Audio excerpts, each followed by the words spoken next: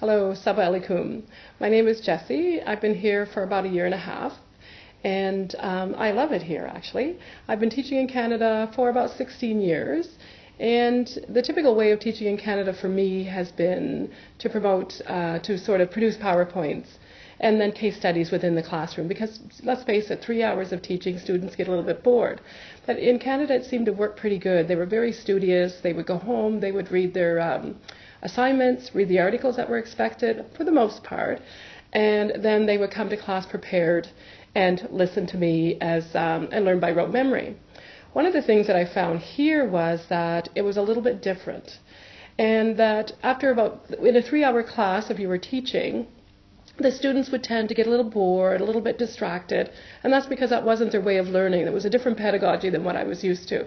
So what I soon learned was that I had to consult the experts. So we have a Center for Teaching and Learning here, and we have other staff. So I've talked to them and talked to the people at the Center for Teaching and Learning, and I talked to the students themselves, because really, if you want to teach and you want to be effective, you want to meet the students where they're at.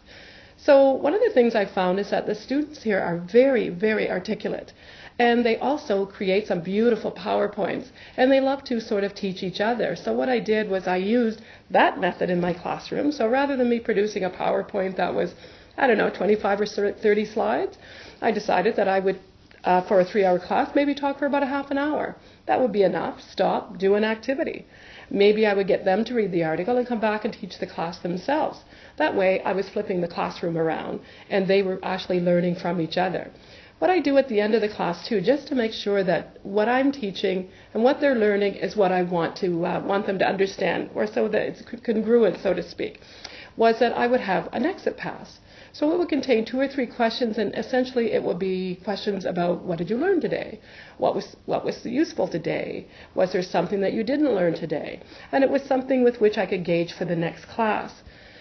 Another thing that I learned after being here was that usually the typical students at home, they go home, they read, they do their homework, they may go out with friends, they may socialize, social media, the whole bit. But here, in this culture, it's a different life. It's a different story.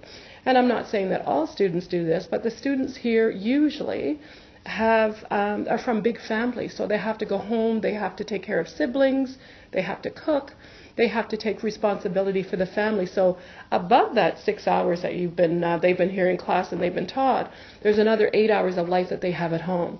But I think the success is knowing them, meeting where they're at, taking the time to learn who your students are, and realizing that you do have to change your pedagogy somewhat because you're in a different culture. You're over here in Doha, and Doha is wonderful. I have liked it. I've had 1.5 years of success, and I expect to have a few more. So thank you.